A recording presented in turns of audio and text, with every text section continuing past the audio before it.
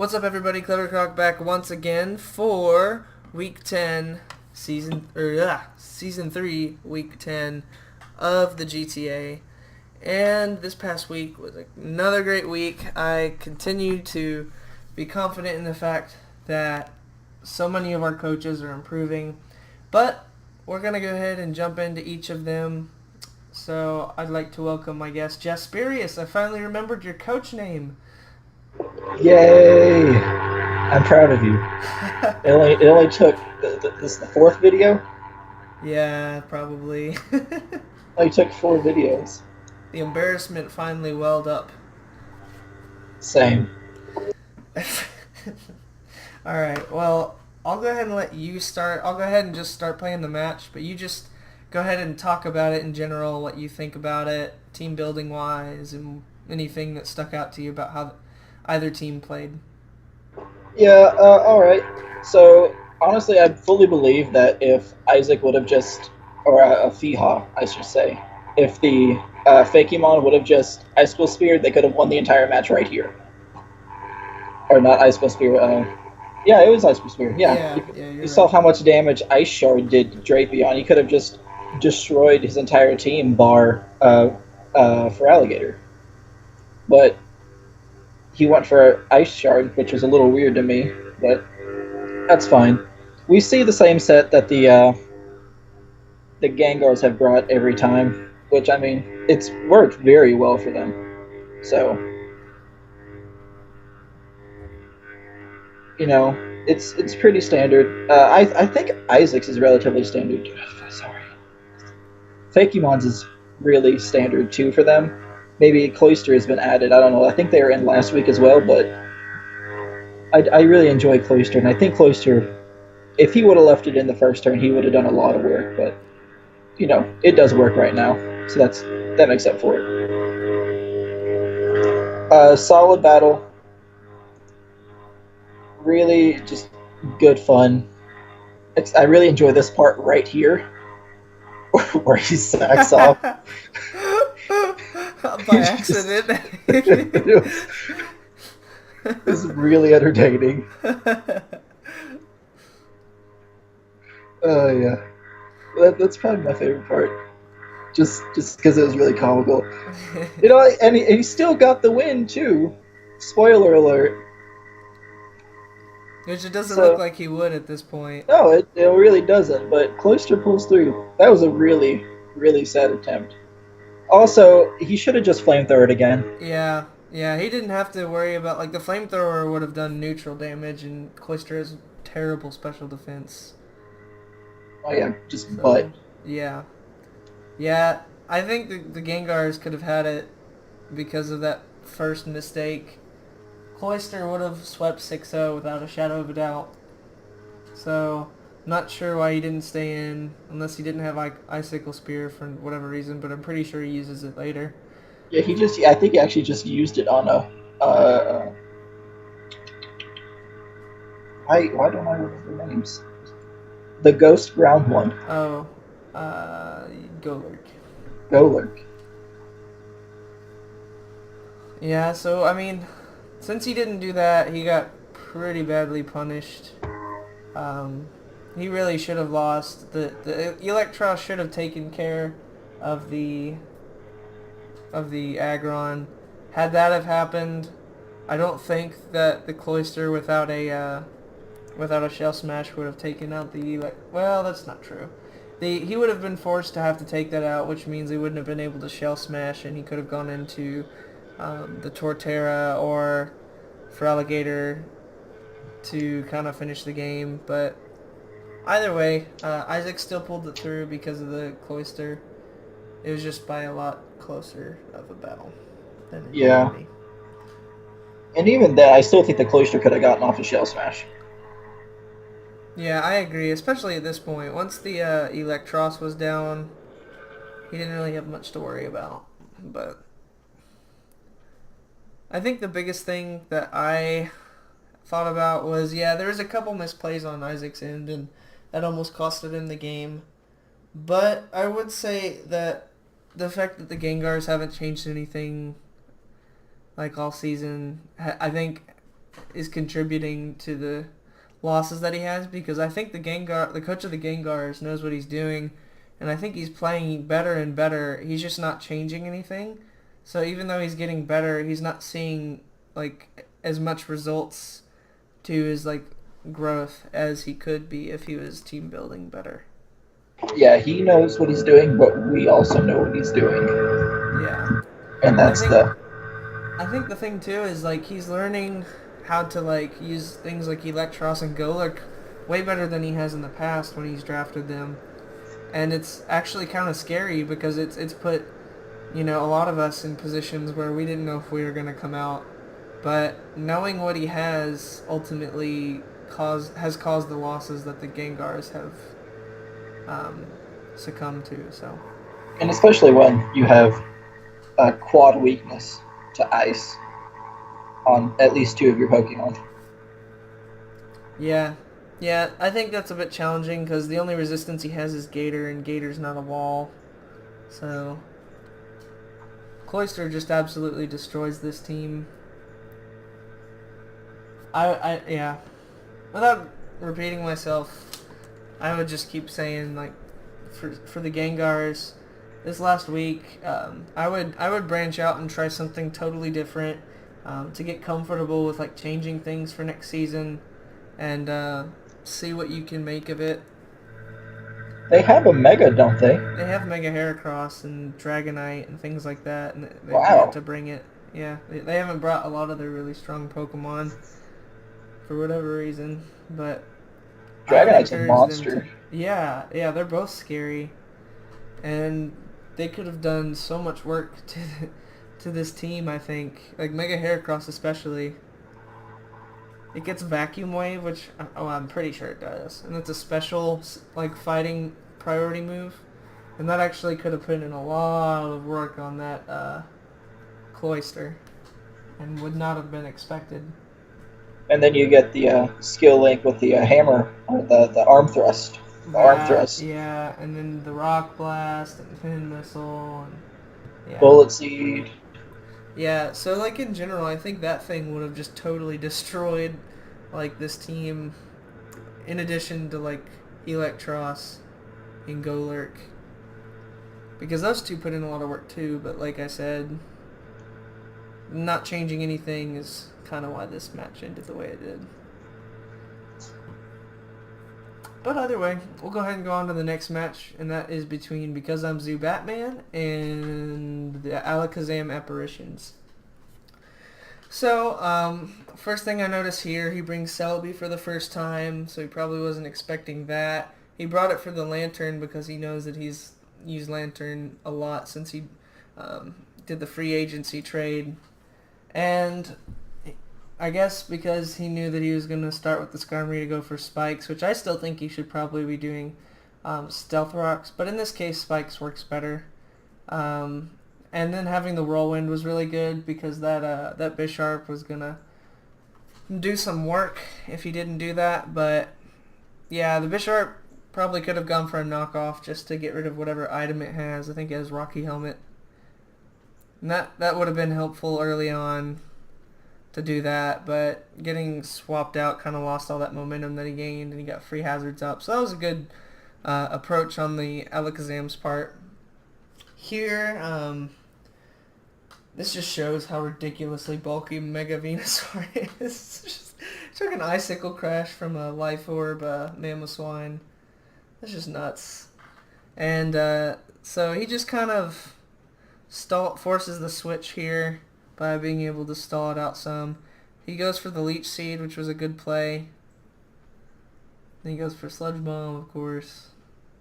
And he's just kind of whittling it down. Venusaur just doesn't die if you don't have a direct answer to it. And unfortunately, well, not unfortunately, but Salamence, which is coming in right now, is the ultimate answer to it. So he switches out, of course. And this is where the momentum just completely changes.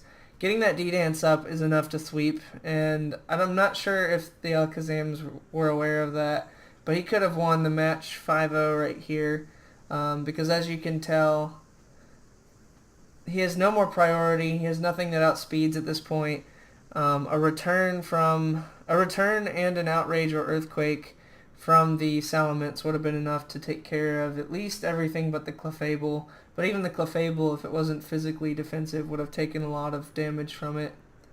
But switching out now, he got rid of his only defogger, which was Togetic, so the Salamence is as good as gone. And I'm not sure if the Alakazams knew that Stealth Rocks worked the way it did, which is something that he probably should have prepared for ahead of time, especially since he's using hazards. So that's a bit unfortunate because that was basically he was gonna win at that point. And now it's just he doesn't really have any momentum except to kind of spam the whirlwind and stuff.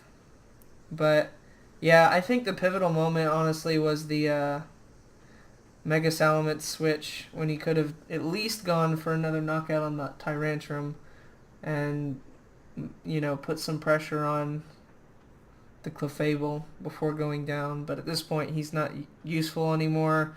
I'm pretty sure the Mamoswine is pretty much gone after rocks and poison. So he's really only got this Skarmory, and yeah, it does wall the rest of his team because Clefable isn't packing Flamethrower or Fire Blast. But it's still an unfortunate thing. So that's all I've really got about it. I think there's just a couple really key moments that affected the match and turned out the way they did. But what do you have to add? Yeah, that Salamence is a monster. If it would have stayed in, the sandstorm would have been over before it would have taken all of its damage. So it fully could have swept all but Clefable. And then the Iron Head would have eventually been enough to kill it from Skarmory. Ironically, too, we talked about this earlier, I think, that you noticed that since it was carrying the Toxic Orb, it was actually not unaware, which would have been the only way it would have not been demolished by the Mega Salamence, if it was unaware, but it was Magic Guard. So actually, the Salamence would have swept because of it. So it's pretty unfortunate. You can also see it's not unaware every time he uses Whirlwind for the next 24 turns. Yeah. Longest match of the year award goes to this one. Yeah. But really, not to disrespect either of the coaches, but this goes on for a while. This goes on. Iron Heading, Whirlwind, Leech Seed, just constant, as you can tell, it's just going back and forth. Venusaur can outstall the Skarmory, of course, so that's what's going on here. He didn't realize he just switched in the Salamence there. Or no, he switched in the Mamoswine. Mamo gets taken out by the Sludge Bomb. And then he goes out into Salamence and it gets taken out, and he didn't know that. So now he knows it's pretty much over. So he has no way of being able to take out the Venusaur. So he just goes and spams as much as he can, but he can't do anything about it. So the game ends up being a 2-0, I think. He could have ran Defog on Skarmory. I've only seen 3 of its moves. Yeah. I suppose it could be, let's see, Roost, Iron Head, Whirlwind, and Spikes, I guess is what it was. Never mind. Maybe yeah, Whirlwind. But yeah, I think getting rid of the Togetic, and I think it only happened the way it did because he didn't know that rocks would be enough, but that kind of stuff you need to be aware of ahead of time, especially if you're going to be laying hazards yourself. Just knowing what they do is important. But really close match. It was really intense for a while, and then of course the stalling, that just was it couldn't be helped, but whatever. Yeah, just the technical things. Yeah, but good match. This was a really good match. It was really exciting to watch, and I really thought the Alakazams had it. But anyways, we'll go ahead and go on to the next match, which is between Spiral Palm, aka Black Eyes, and Amaze Craze 2, aka Felidae. And I'll let you start it off. Hey, Fake Out instead of Sucker Punch. Yeah. But, that can't really be helped. It was really nice to bring out Kangaskhan against the Espeon, because It normally does trick. I don't know why he still went for it when he knew it was Mega King. Yeah, yeah. I mean, you never know, I guess. But it's pretty much it's the same. Spiral Palms brought the same team. It's bar Whale Rain, and Amaze Craze has brought a relatively similar team every time as well. I'm happy Slash has been having fun this match at least. Yeah, I'm glad he finally brought the Sacred Sword. The Toxic ended up working in this match, but I think, yeah, bringing the Sacred Sword this time was really good.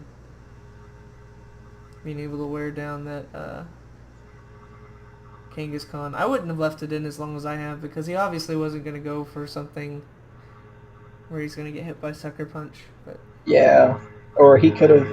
I guess he might not have had another move on him besides Sucker Punch. And also here, like, he should have switched out Smargle. There was no reason he had to stay in to loaf around. And he loafed around forever. He had Baton Pass. He was just going for Oh, Spore, but this has happened many times this season. So to, like, let it stay in on the chance of him not going for a Protect. That actually was something I didn't even know, is that Baton Pass bypasses Arena Trap. yeah, I didn't know that either. I was like, what just happened? I had to, like, think about it, and I guess that actually is a thing. Like, so that was It's really actually pretty smart. cool. But he did lose his Toxicroak, and he should have done that at the very beginning.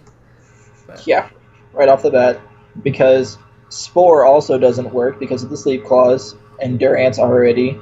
yeah, that sucked pretty bad because he just lost his Smurgle for no reason. Yeah, as seen right there. Yeah, because of the sleep clause, and that was just another like didn't know the rules type thing, and And the that made choice it worse. scarf. Yeah, the choice scarf thing was what ended it here. He tricked it into choice. Like it's now completely outsped. It has enough damage to destroy anything. Yeah, that was a really, really bad mistake. But I think the Doug Trios, Smurgle was the reason that this game ended the way it did. yeah, he should have switched out like as soon as he knew what was going on. Yeah, yeah, it was a bit weird, but Doug Trio got the sweep this time Yeah, because, that's really cool. I haven't seen that in a while. yeah, Doug Trio is a kind of scary when you don't have another, and this kind of goes back to more like team building and drafting, but Arena Trap only works on things that don't have levitate and flying type, so, not having any sort of ground immunity on Feliday's side just made this like the perfect opportunity for Doug Trio to even go just 1 or 2 for 1, given the fact that half his team is weak to stab Earthquake. So, and nothing resists it on his team. So Yeah, it was a pretty decent match. I had fun. I like watching weird Pokemon do good things. yeah, I liked Aegislash do this, do what he did. And the entrainment into Doug Trio has happened before, but it was really cool. Yeah, I agree. So It doesn't get old. We've seen it every week, but it still doesn't get old. yeah, I have a soft spot for unique strategies too. So we'll go ahead and go on to the next match, and this is between the Raikous and the Mucks.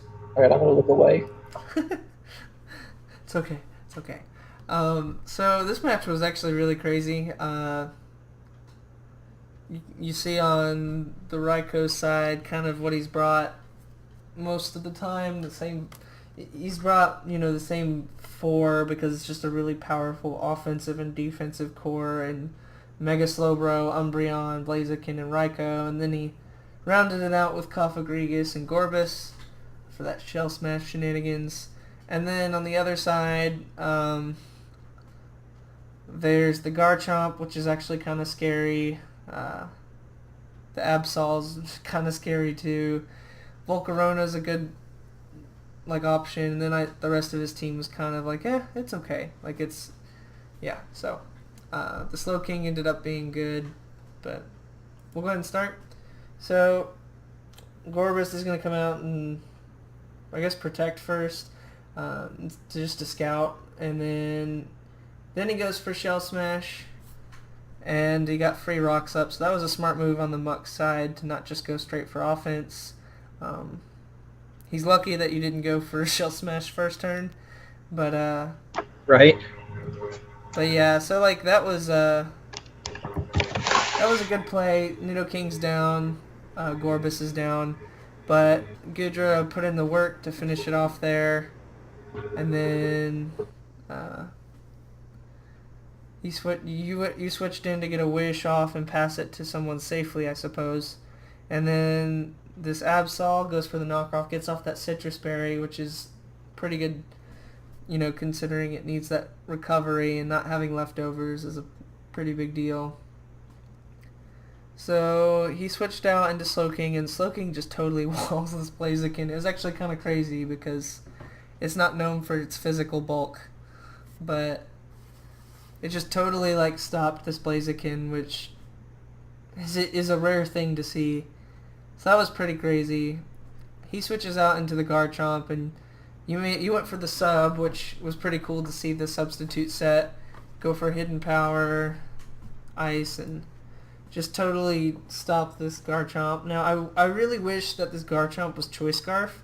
I've yet to see him use a Choice Scarf on a Pokemon, but that would have been really surprising because you wouldn't have been able to pull off what you did, at least to finish it off. Getting rid of the Raikous at that point would have been a big deal. So you're able to kind of try and pull off another sub, but Power Whip was kind of surprising, but it worked. And it ended up putting you down to low enough to where you could switch. Now, I would have just let the Gudra go down because taking that hit on Absol is kind of risky, considering it's really frail. But with the Magic Bounce and him forgetting about that, he got lucky and got a free Swords Dance up. He was able to, and that was a really smart play, was to go for another Swords Dance to set up here while the burn takes out the Cofagrigus. And then this was what kind of confused me. He could have gone for even a knockoff and it would have taken out the Umbreon.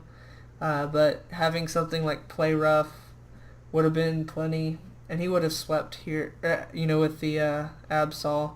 But he did switch into the Slowking, I guess, to sack it off and be kind of safe.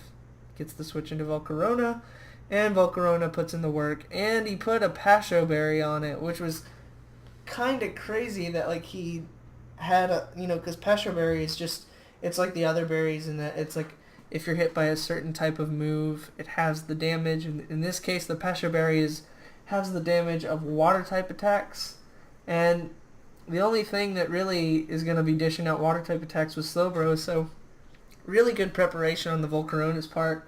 I guess that's why he switched into the Slowbro, so he could go in and attempt to get a buff off the Fiery Dance, and then sweep there. But that was a really good play at the end. I wasn't expecting that, and that was actually kind of crazy, so props to the Mucks on that part. He played on a different level this week, I think.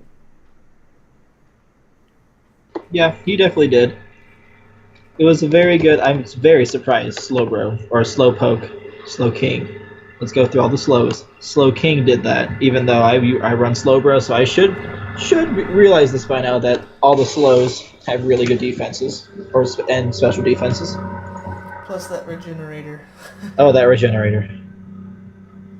Yeah, that was crazy. He could have swept with the Absol, but I can see why he switched into Volcarona. Yeah, the Pasho Berry is something I wouldn't have thought of, and it's kind of opened my eyes to a whole new world of berries. Yeah, it's actually surprising. A lot of people, the most common ones are Colberberry, Choppleberry. Colberberry's for dark type moves. So if a Pokemon's weak typically to knock off, it not only eats the item before the damage is hit, but it has the damage of that dark type attack. Chopple's for fighting type moves, and that's good on things like T-Tar. But yeah, berries can really actually kind of change the game around, and you never really know how to prepare for those. So that was pretty cool to see that executed so well this time. Yeah. Very smart. I give him props. Hopefully next week will be better. But there are things I would change. But I'm gonna take this loss. And hopefully gain something from it. Yeah. All right. So we'll go ahead and go on to the next match, and that is between the Charmillionaires and the NPCs. I'll let you go ahead and start it off. All right. So whereas Jasperious gets the award for being the slowest match, the longest match of the season, this one gets the award for shortest. It very quickly turns into a very bad situation, and Mew is an absolute monster. This everything's normal about both It's teams. just so scary to watch. And then he gets a burn off. He gets the burn. Yeah, I'm gonna pause it here real quick and point out that, and this is I think kind of what we were talking about with the Gengars is with the NPCs. They've changed up stuff slightly, but it doesn't seem like they've changed their movesets very much, and I don't know if they didn't have it or what, but something like Meteor Mash or Bullet Punch would have been a better option here because it would have done more damage. Even with the burn, it could have meant something. So I'm not sure why he didn't go with that. But for those who don't know and are watching, when you have a certain Pokemon of a certain type, like Metagross, who's Steel Psychic, you get that the Metagross, like every other Pokemon, gets something called same type attack bonus, which means that Pokemon of that type who use moves of that same type get a 50% bonus in damage as opposed to Pokemon who are not that type that use it. So let's say Metagross uses, Zen Headbutt, and Zen Headbutt gets a 50% bonus because Zen Headbutt's a psychic move used by Metagross, who is Steel Psychic. And, vice versa, we get something like Emboar, who's a fire fighting type, and it uses Zen Headbutt. It still does the damage specified, but it doesn't get that bonus because Zen Headbutt is a psychic type move used by a fire fighting type Pokemon called Emboar. So, using Thunder Punch mathematically does less and only slightly more than Bullet Punch, and Bullet Punch is priority, but Zen Headbutt or Meteor Mash, Zen Headbutt wouldn't have been the right choice here, but Meteor Mash would have done a good amount of damage, but that's just a nitpick. It's just, that's why team building and at least just moving your moves around, or changing your moves and your builds around are pretty important, but... Well, there's the Meteor Mash you're wanting. Yeah.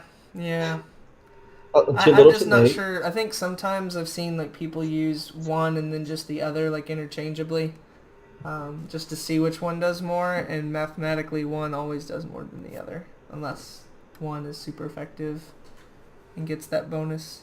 But yeah, Mew just kind of sweeps here. A dude like this, he knew that it was over, so he just explodes. He's like, nah. But that was 10 scary. turns. I've had 10 turn battles in OU, but I haven't had 10 turn battles in the draft. Yeah, it's hard to do that when you know what your opponent's gonna have. So, props to the Charmillionaires. And for the NPCs, I would just, like I said about the Gengars, I would just encourage you to branch out and do something completely different, and just see what you can learn from it. I think that's what this last week can be for everybody. But at the same time, 7 out of the 12 teams this last week actually matters too. So, anyways, we'll go ahead and go on to the last match, which is between the Krookodiles and the Wobbuffets.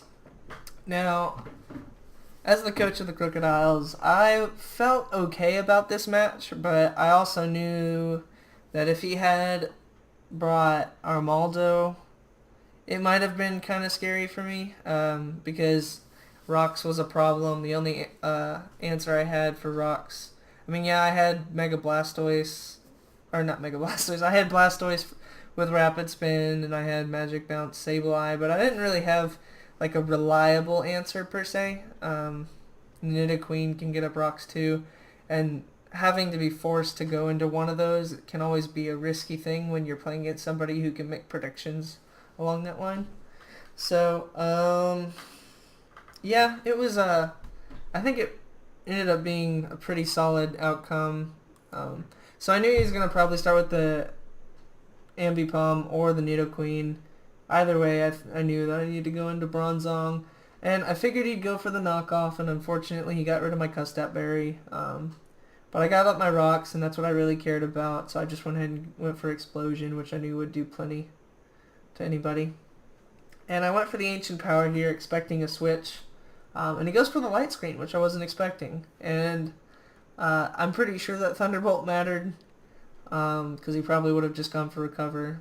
But aside from that, I'm running an Assault Vest Zapdos this week, so I knew that special attacks weren't a problem for him. So I went for another Ancient Power, expecting the switch. I didn't want to risk the Nidoqueen switch in and not get anything, so I switched out here, and that crit comes back at me, so now I feel like it's been evened out. But I Mega Evolve and just go for Recover. But, you know, it was kind of a back and forth. He actually had special Victini, which I think was actually a really good choice for him. But since I was running Assault Vest Zapdos, I was able to have a safe switch in. I was able to confuse it as well, which forced the switch. And then I went for the risky Thunderbolt, just hoping I was kind of just going to let the Zapdos go down anyways. But went for the HP Ice, and he kind of predicted there, and that was really good. So I went into Talonflame and switched back out, expecting him to go for Fake Out. And I knew that knockoff wouldn't kill, and Ambipom can't really touch me, so I just went for another Confuse Ray just to expect him maybe to switch. But basically Sableye disrupted the momentum there. Bolt Strike, so actually he's mixed.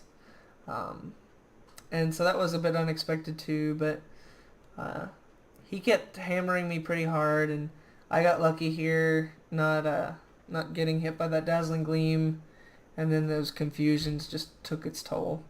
But yeah, Sableye, I was able to recover up. And at this point, I knew that I could live at least one hit from +1. So I went for Confuse Ray, either way, whether he roosted or whatever. And then, knowing that I would live, unfortunately got the 10% burn, but I went for the Nightshade to secure the kill. And at that point, I knew that I could sweep up with my Banded Talonflame. Now here, I actually had... hold on. So, here, I was like, well, I think I was maybe 10 or 15% short of taking out a bulky Nidoqueen with Brave Bird.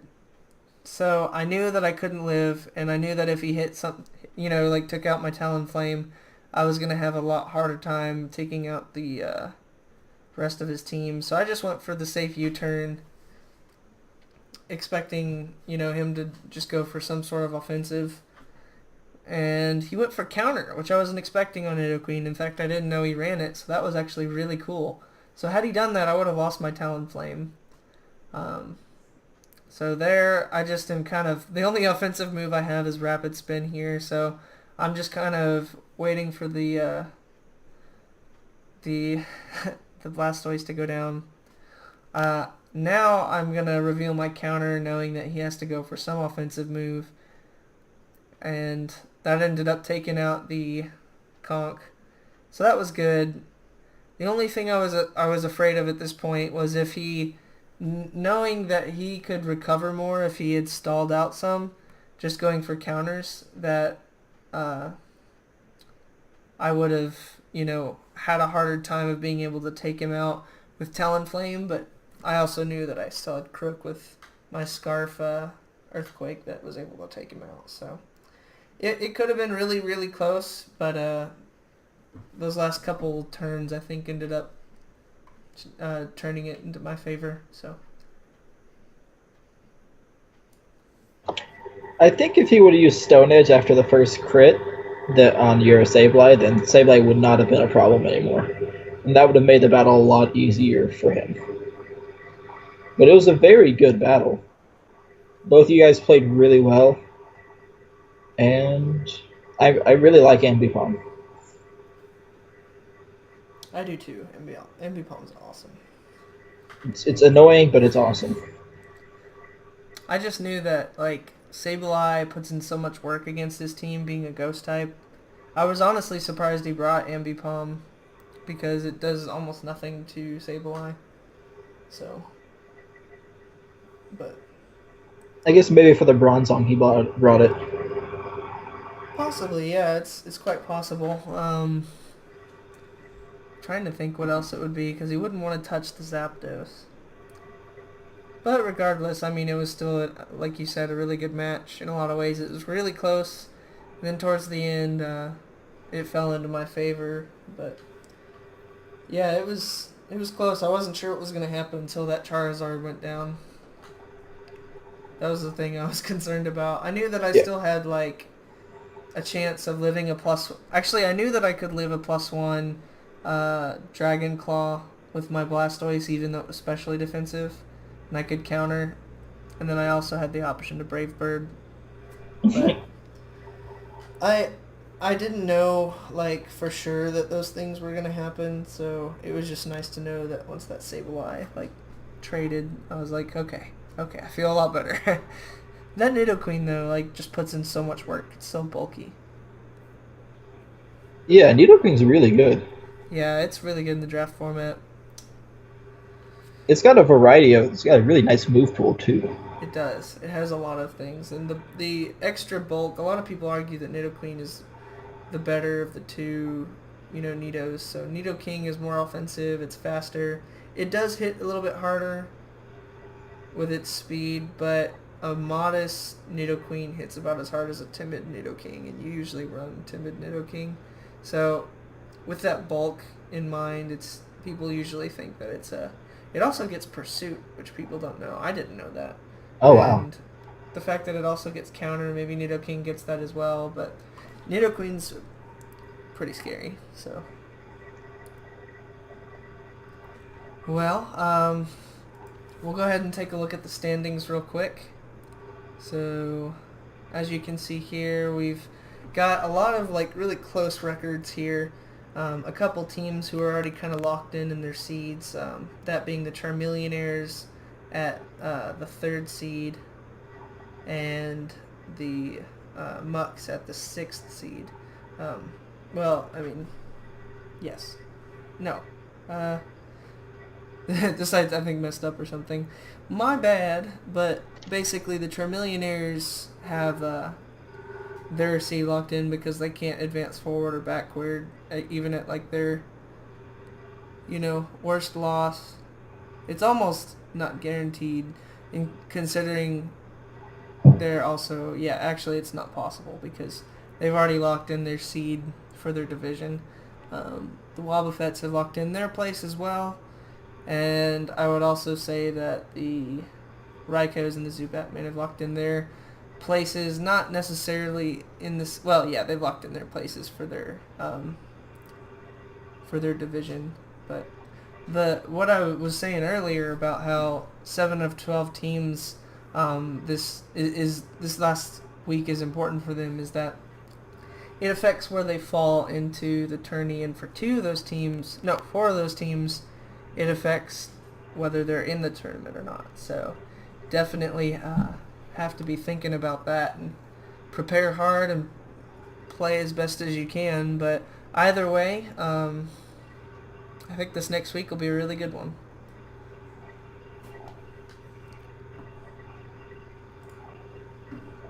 And then lastly, we'll just take a look at Mega Sableye and it being in first place ahead of Raikou. And yeah, Venusaur got a lot of kills this past week, so it's jumped up. Greninja's kind of sitting there. When you sweep with Mew. Yeah, but it's like funny. Like Greninja has like been in the top 4 pretty much all season, and it'll like go a week or 2 without doing anything, and then it'll get like 4 kills, and then just go right back to where it's at and maintain its like position. But it's a good top 10. Mega Salamence came out of nowhere, and is now in the top. Is number 8. So it'll be I think interesting to see what Cloister's up there happens. too. Yeah, Cloister's finally on the board. Where's it been? This is the first season it's not been on the leaderboard since like all the time. I don't know. Yeah. But yeah, that's pretty much all I've got. Guess the last thing would be that I think some of the most pivotal moments and the most important things were like, the fake Mon should have stuck it out and tried to get as many knockouts as possible with the Cloister. Oh yeah, it would have been maybe 2 slots higher. Yeah, and then same kind of thing with keeping in the Salamence. I think those two things were really kind of important there. I'm kind of surprised Doug Trio didn't jump onto the leaderboard too. Yeah, the Smirgle play too was kind of a game maker. So, is there any other plays that stuck out to you? I just really like the healing wish because it made me giggle. Yeah, the Blissey healing wish. That was so funny. I don't know if he was just hoping for like a safe switch in, or No, it what. said he clicked the wrong move. It was just really entertaining. It is pretty funny. It had 88% health left, and he was just like, "Oh, better kill it." Oop. Isaac, don't do that this week. All right, well, that's all I've got, guys. We'll have one more week of the regular season, so we will talk to you all next week. See ya. Thanks for watching, guys. If y'all enjoyed the video, go ahead and leave a like, and if you want, subscribe for more videos.